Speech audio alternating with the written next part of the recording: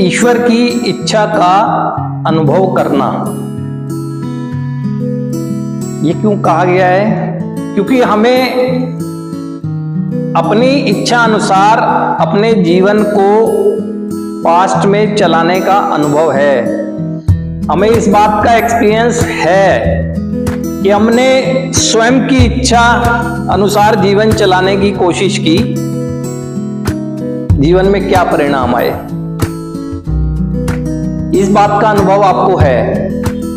पहले कदम की प्रक्रिया में काफी हद तक अगर उसे हम ईमानदारी से करते हैं तो ये हमें समझ आता है कि मैं खाली अपने एडिक्शन के आगे ही शक्तिहीन नहीं हूं, मैं अपनी सोच के आगे भी शक्तिहीन हूं, मैं अपने विचारों के आगे भी शक्तिहीन हूं। मुझे अपनी शक्तिहीनता का एहसास हो जाता है और ये भी मुझे पता चल जाता है कि हाँ, वास्तव में ये सब जो हुआ है वो मेरी स्वयं की इच्छा के परिणाम स्वरूप हुआ है। जब इतना कुछ हो जाता है और हार्टली इस पोजीशन में आकर कि जीना तो हम पहले भी चाहते थे, ऐसा नहीं है कि पास्ट में हम जीना नहीं चाहते थे।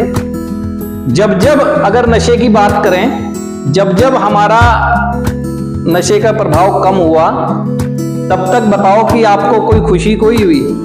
आपको अफसोस हुआ कि बीती रात क्या कर गया मैं इसके प्रभाव में, अब मुझे नहीं करना चाहिए था ये, अब मैं नहीं करूंगा। ये सब कुछ किया आपने ना, लेकिन आपके पास रास्ता नहीं था। ये हो क्यों रहा है सब ना?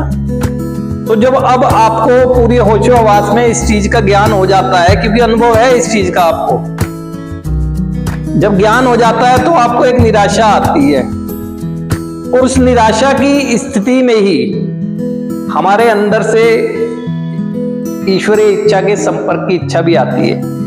क्योंकि जब जब हमने पास्ट में भी जीवन को समस्याओं में जाते हुए देखा, जब हमें कुछ भी सहारा दिखता कुछ नहीं नजर आ रहा था, तो हमने कहीं ना कहीं विश्वास के साथ प्रार्थना की है। क्योंकि आप प्रार्थना पहले भी करते रहे थे, इसलिए आपको था कि अब इस समस्या से मुझे वही निकाल सकता है, इस पर मैं विश्वास करता हूं। तो ये पहले कदम की प्रक्रिया के बाद आपके अंदर आता है। इसीलिए दूसरा कदम आता है कि हमें विश्वास हुआ कि हमसे बढ़कर एक शक्ति हमारी सद्बुद्धि को पुनः स्थापित कर सकती है। तो आपको विश्वास होता है कि मुझे सौंपना होगा अपने आप को ना। जो तीसरे कदम की प्रक्रिया में मैं अपने जीवन और अपनी इच्छा का समर्पण करता हूं। जीवन क्या है? जीवन मेरे कर्मों का संग्रह है। जब मुझे पास्ट में नजर आता है कि मैंने अपनी इच्छा अनुसार ऐसे कर्म कर दिए जो नहीं करने चाहिए थे, उन बुरे कर्मों के समर्पण की बात आती है। और ऐसी सोच, इच्छा क्या है मेरी सोच, उस सोच का समर्पण करता हूं जो मुझे नकारात्मक दिशा की ओर ले गई। तो मैं फिर आगे बढ़ने लगता हूं, क्योंकि ईश्वरीय इच्छा को मैं स्वीकार कर लेता हूं।